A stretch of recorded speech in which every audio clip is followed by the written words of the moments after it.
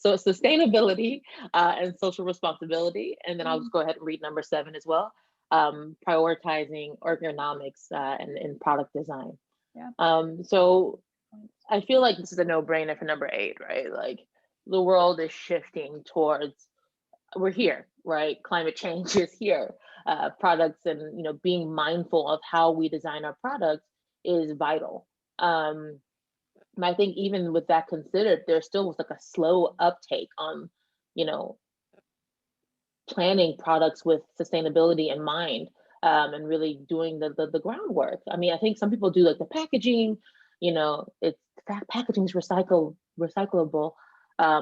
We think we do ethical sourcing, but I feel like this year we really are going to see people really focusing on the entire supply chain, and how we build our services and our products.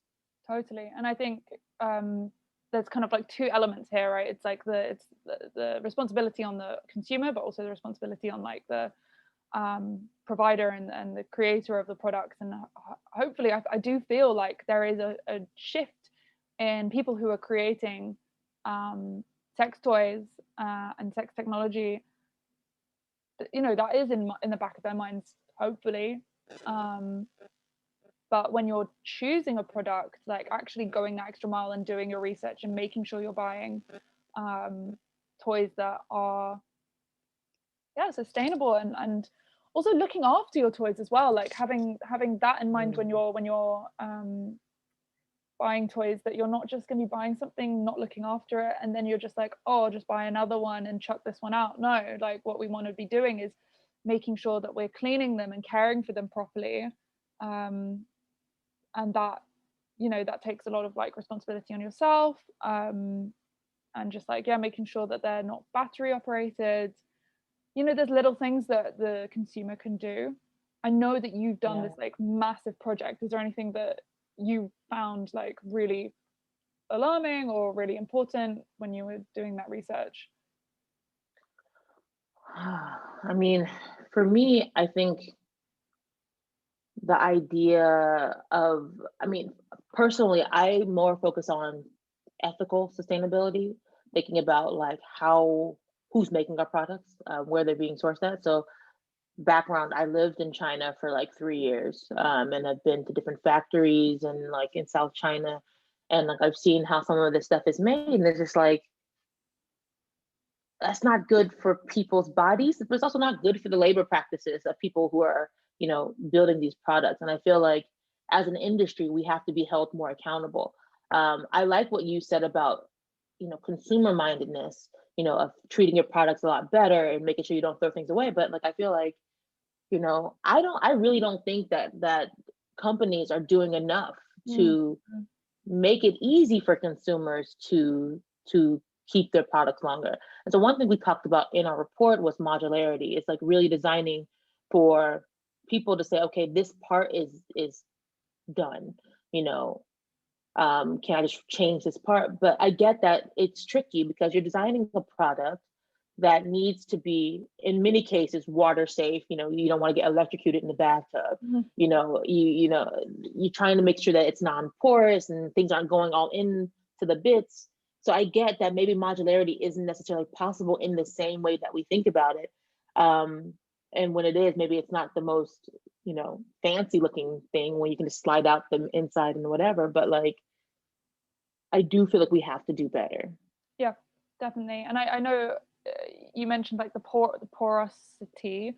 I'm pretty sure I remember doing some research a while back on like the fact that sex toys are not FDA approved, even though they are going inside of your body and they're touching your body, and all of this stuff that, again, like the responsibility should be on the provider. But like, if you are watching this and you're thinking about buying a product, like always do your research on the materials, like the stuff that's going inside of your body. If that is, I think there's even like rubber, jelly, like all of those kinds of products that are porous.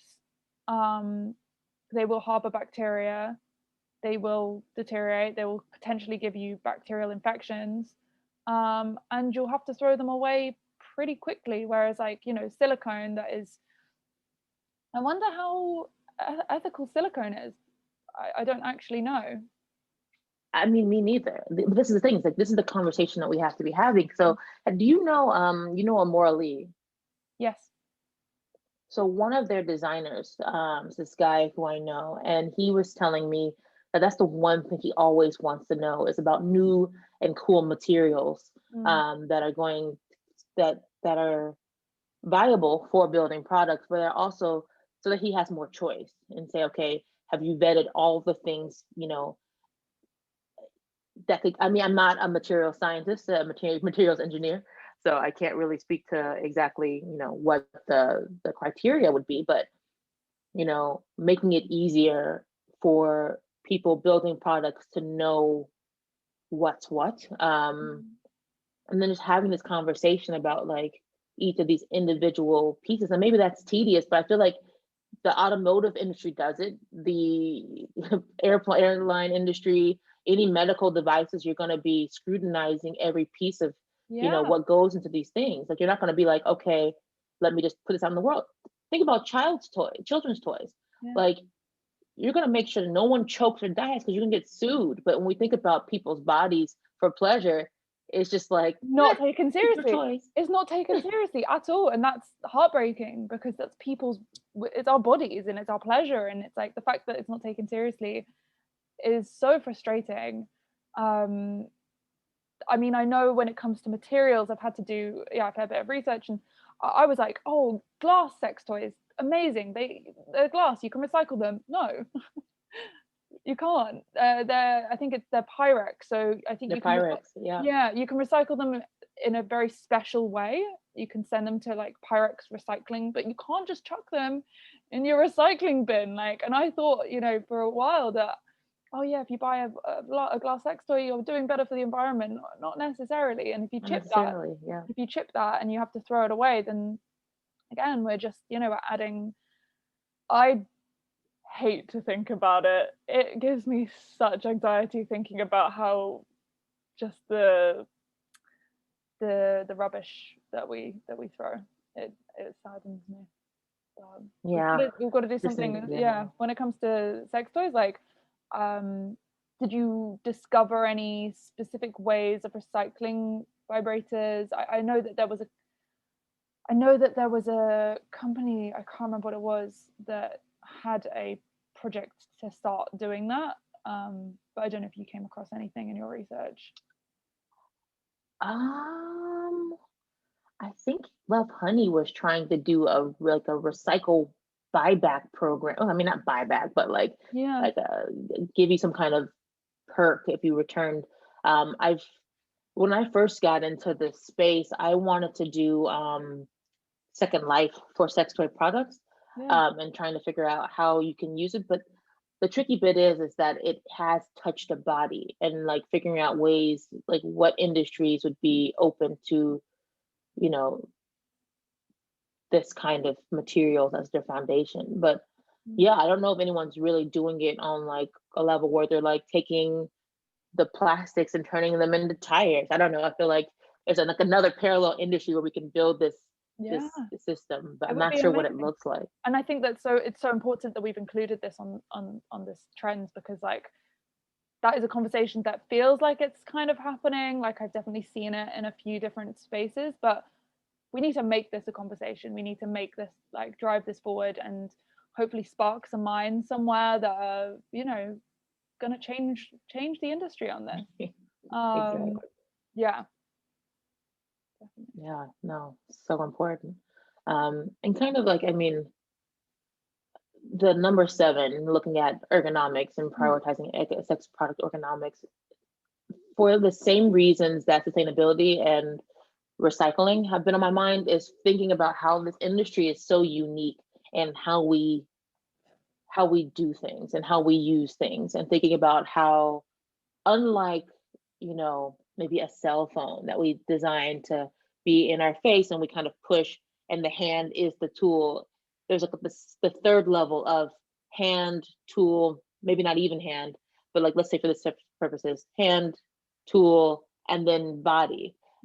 So you're trying to figure out how to design products where you have to engage with them and they have to engage with you. Mm. and thinking about how you really think about design in this kind of two-tiered way. Mm. And when I include this one in there a little bit selfishly because something I really care about. When I first got into sex business, I wanted to create products that were about form and function and building design that actually worked for your body, um, in a way that wasn't going to make you uncomfortable, or give you, any kind of cramps, any kind of like, repetitive stress injuries, yada yada.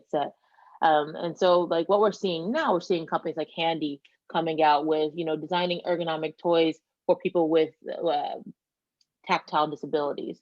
Um, and I think this is the way we have to think about it, not just from, okay, this is replicating the human body, this is like a fake dick, but really thinking about how things work with the body and how we work with the objects, or these kind of tools. Yeah, 100%. And just hearing you say all that is literally how I think my mind was working in a similar way back when I was doing my thesis at university. I was studying a course called sexual dissidence, and in my final thesis, I was researching sex robots. And within that, I was just like, firstly, just like opened up to this world of like sex robots themselves. But towards the end of my research, I was like, wow, I'm really over them and really over this idea of like technology replicating what we've already got, what the body already can offer us. Like I know that sex robots have a place, and I don't devalue that, and I think that they have a place in the sex tech industry. But I was like, what else is there? Like this is them. There is so much we can do. There is so much that these like our creativity, like sex tech is only limited to our imagination almost. Like I was like ending that project discovering the sex tech industry and discovering the community women of sex tech and discovering sensual. I know we're going to be coming onto sensual tech in a bit, but just the idea that technology can be molded to the body rather than replicating the body, and actually work with the body and just do things differently, and just like try and like personalize the product to the person, because everyone's sexuality is different, everyone's desires are different. Why limit ourselves to building a doll that's the same as a person but maybe can do a few different things, and then like the vibrators and dildos and flashlights, they all have a place, but like what else can we do? Like that was what I was so excited about this space, because I was just like, there's so many possibilities. Yeah, that's Period.